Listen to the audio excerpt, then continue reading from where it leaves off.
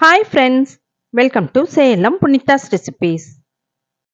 இன்னைக்கு இந்த வீடியோவில் சிக்கன் ஒயிட் புலாவ் எப்படி செய்கிறதுன்னு பார்க்கலாங்க. நம்ம வீடியோக்குள்ளார போகிறதுக்கு முன்னாடி என்னோட சேனலை யாருன்னா சப்ஸ்கிரைப் பண்ணலையோ அவங்களாம் தயவுசெய்து சப்ஸ்கிரைப் பண்ணுங்கள், லைக் பண்ணுங்கள், ஷேர் பண்ணுங்கள். வாங்க வீடியோக்குள்ளார போகலாம். புலாவ் செய்கிறதுக்காக இந்த பிராண்ட் பாஸ்மதி ரைஸ் தாங்க நான் எடுத்துகிட்ருக்கேன். நான் 2 டம்ளர் பாஸ்மதி ரைஸ் எடுத்துக்கிறேன். இதை 2-3 தடவை வாஷ் பண்ணிவிட்டு ஒரு அரை மணி நேரம் ஊற வச்சுக்கலாங்க. நான் புலாவ் செய்கிறதுக்காக 400 கிராம் பாஸ்மதி ரைஸும் 1/2 கிலோ அளவுக்கு சிக்கனும் எடுத்துட்ருக்கேங்க. அதனால் அதுக்கு தகுந்த மாதிரி நம்ம மசாலா பொடி பண்ணிக்கணும். வெறும் வாணலியில் 1/2 டீஸ்பூன் அளவுக்கு சோம்பு, 1/2 டீஸ்பூன் கசகசா, இது கூடவே சின்னதாக 2 பட்டை, 4 லவங்கம், 4 ஏலக்காய் இதையும் சேர்த்துட்டு, இது கூடவே ஒரு குட்டியாக அன்னாசிப்பூ, சின்னதாக ஜாதிபத்திரி, குட்டியாக ஜாதிக்காய் இதையும் சேர்த்துட்டு லைட்டாக வறுத்துக்கலாம். இது கூட 1 டேபிள் ஸ்பூன் ரோஜா இதழ் எடுத்து வச்சுருக்கேன். கூடவே 2 பிரிஞ்சி இலையும் சேர்த்துட்டு லைட்டாக வதக்கிட்டு, இது கூட கடைசியாக ரோஜா இதழ் சேர்த்து பொடிச்சிக்கலாங்க. இப்போது அரிசி அரை மணி நேரம் ஊறியாச்சு. இதை நம்ம வடிகட்டி வச்சுக்கலாம்.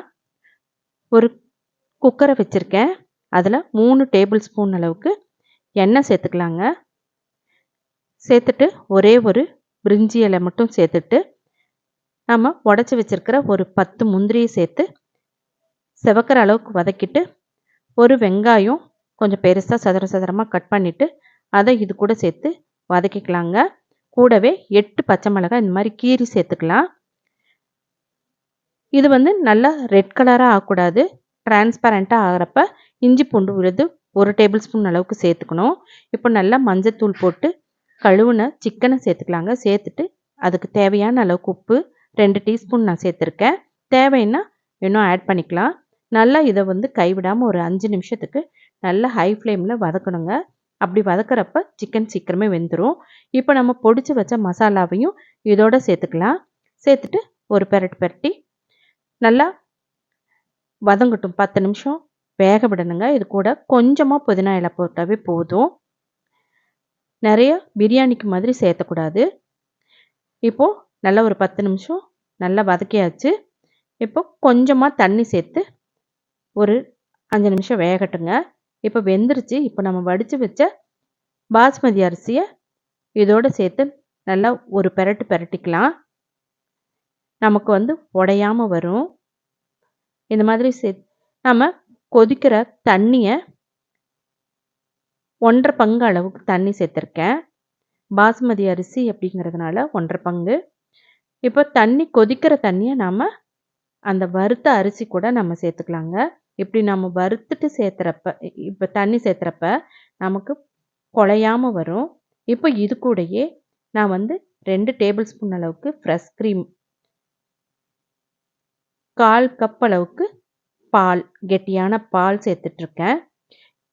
இந்த ஃப்ரெஷ் க்ரீமும் பாலும் சேர்த்துறப்ப நமக்கு ரொம்ப டேஸ்ட்டாக இருக்கும். வித்தியாசமான டேஸ்ட்டாக ரொம்ப நல்லாயிருக்கும். இது கூடவே 1 டீஸ்பூன் அளவுக்கு எலுமிச்சை ஜூஸ் சேர்த்துட்ருக்கேன். நம்ம தயிர் சேர்த்துனா அது வேறு வித்தியாசமான டேஸ்ட்டாக இருக்கும். நம்ம இந்த மாதிரி க்ரீமும் பாலும் சேர்த்துனா ரொம்ப நல்லாயிருக்கும். இது கூடவே பொடியாக கட் பண்ண கொத்தமல்லி தழை கொஞ்சம், 2 டேபிள் ஸ்பூன் அளவுக்கு நெய் சேர்த்துக்கலாம். இந்த ஸ்டேஜில் நம்ம மூடி போட்டு ஒரு விசில் ஹைலையும் 5 நிமிஷம் சிம்மிலையும் வச்சு வேக விட்டு அடுப்பை ஆஃப் பண்ணிக்கலாங்க. இப்போ பாருங்கள், அருமையான ஒயிட் சிக்கன் புலாவ் ரெடி ஆகிடுச்சு. இதுக்கு மேலே கொஞ்சம் கொத்தமல்லி தழை தூவிட்டு நாம் பெரட்டி வச்சுக்கலாங்க.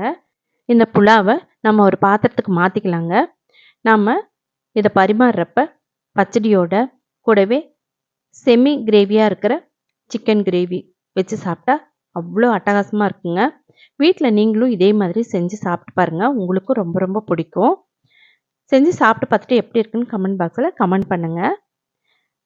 உங்கள் ஃப்ரெண்ட்ஸ் அண்ட் ரிலேட்டிவ்ஸ்க்கு ஷேர் பண்ணுங்கள். உங்களுக்கு பிடிச்சிருந்தா லைக் பண்ணுங்கள். சப்ஸ்கிரைப் பண்ணாதவங்க சப்ஸ்கிரைப் பண்ணுங்கள். தேங்க்யூ ஃபார் வாட்சிங்.